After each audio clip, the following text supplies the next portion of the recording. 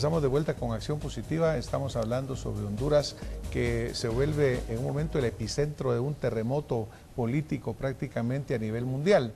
Ahora, acá está en discusión esto que verdaderamente es sustantivo y es verdaderamente estructural. Los pueblos tienen derecho a su soberanía y a su autodeterminación, y contra viento y marea Honduras ha mantenido esa posición. Diríamos que el hecho de que se hacen las elecciones, de que hay esta votación masiva, va en favor totalmente de que se siga en este camino correcto. Sin embargo, no quiere decir, como mencionaba Manuel hace un momento, en el sentido de que hay muchas heridas y hay muchas cicatrices que va a haber que subsanar, y que estamos viviendo todo esto en medio de un ambiente geopolítico que trasciende totalmente en el marco de nuestras fronteras, pues, ¿no? Manuel mencionaba el hecho, pues, de los presidentes del Grupo del ALBA, vemos al presidente Martinelli en Panamá, que es, diríamos, de un lado contrario, una balanza contraria, y vemos pues Nicaragua, que en Centroamérica forma parte de este grupo. O sea, como que hay muchas aguas agitadas que va a haber que resolver, Renzo. Con lo Honduras estamos viendo tan solo un capítulo, creo yo. Lo importante ahora es ver el lente, como ampliar los lentes, ¿no? Porque yo creo que ahora mucho del foco de atención se está haciendo y que hay que hacerlo así sobre el tema de Nicaragua, sobre lo que está ocurriendo en Nicaragua. Si bien, digamos, la estrategia original de pronto era tratar de crear un cierto alineamiento entre Honduras y Nicaragua, obviamente esa estrategia, digamos, ha encontrado fallones, evidentemente, pero yo creo que ahora el foco está mucho con Nicaragua, pero lo que significa también en general es que hay un escenario centroamericano de una alta volatilidad y una alta polarización. Creo que si bien el capítulo hondureño está ahora, digamos, en un proceso de cierre, va a ser un cierre lento o por lo menos de recambio, creo que eso no signifique que Centroamérica otra vez volvamos, digamos, a un escenario. Yo creo que de aquí en adelante tendremos un buen tiempo en donde vamos a tener ciertos elementos como de disparadores. Ya dije Nicaragua, yo creo que en el caso de Panamá hay un gobierno evidentemente de una derecha ahí fuerte. Creo que en el caso de Costa Rica encontramos un partido, el PL, el Partido Liberación Nacional, que se reelegirá evidentemente en marzo, y eso le da una cierta estabilidad ahí de continuidad a la política del presidente Arias. Sin embargo, vemos los focos hoy son Guatemala y El Salvador también, ¿verdad? Claro, que está pues obviamente sucediendo cosas importantes. Por eso hablaba Manuel y yo sobre el hecho de la legitimidad, y he insistido bastante en este proceso, ¿no? Porque pues la parte de la comunidad internacional que quiere restituir a Zelaya dice equivocadamente es que Zelaya tiene que ponerle la banda presidencial al nuevo presidente, lo cual es falso, porque el que se la pone es el presidente del Congreso, que es el que verdaderamente representa al pueblo hondureño. Pero, ¿qué hacemos en este punto? ¿Por qué Zelaya esta insistencia en querer restituir, Manuel? ¿Cuál visualiza que es la situación ahí? ¿O qué es lo que está detrás de esta insistencia, digamos, de algunos países? Bueno, yo diría, doctor, que digamos, la acción política correspondiente al expresidente Zelaya está concluida. Esta es una batalla perdida.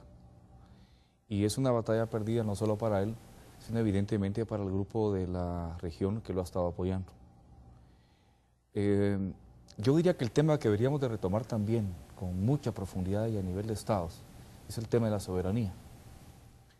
Porque el hecho que tengamos que trabajar regionalmente juntos para combatir el narcotráfico, para favorecer mecanismos de relaciones económicas regionales, por ejemplo, proteger el medio ambiente en forma regional también, no implica que también cedamos nuestras propias soberanías. Por ejemplo, en una comunidad, un comité de vecinos es bueno que funcione por los intereses colectivos, pero eso no implica que cada familia entregue su propio derecho a ser un ente individual.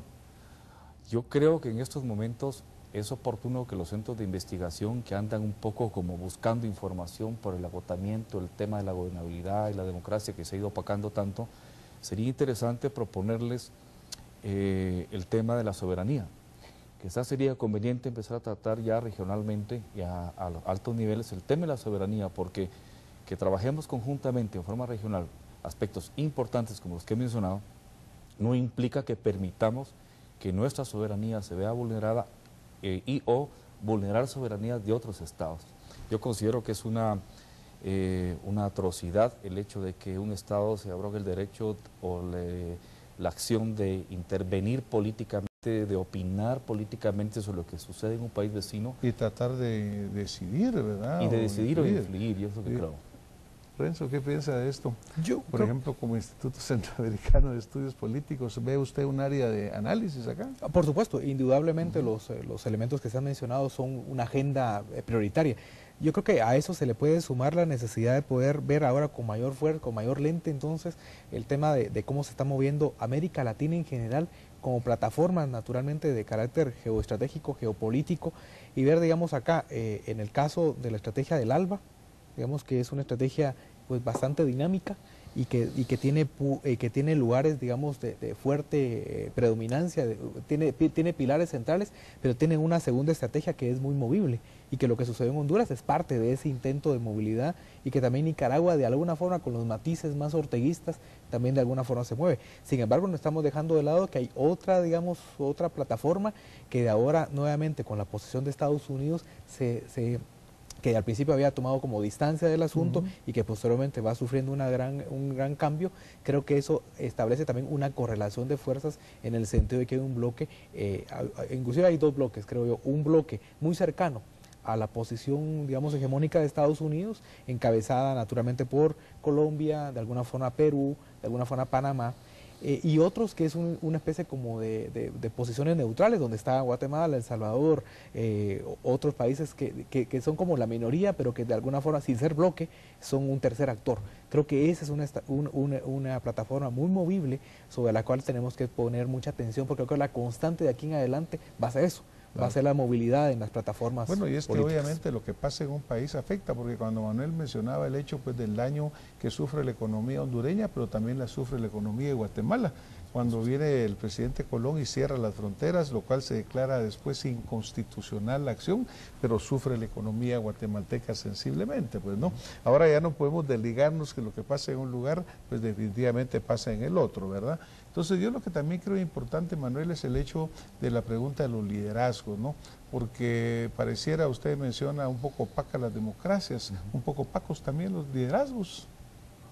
Sí, por experiencia personal, le puedo decir, doctor, estamos trabajando ahora el tema de los migrantes y de su educación allá, que el Estado les facilite ese tema, ¿no?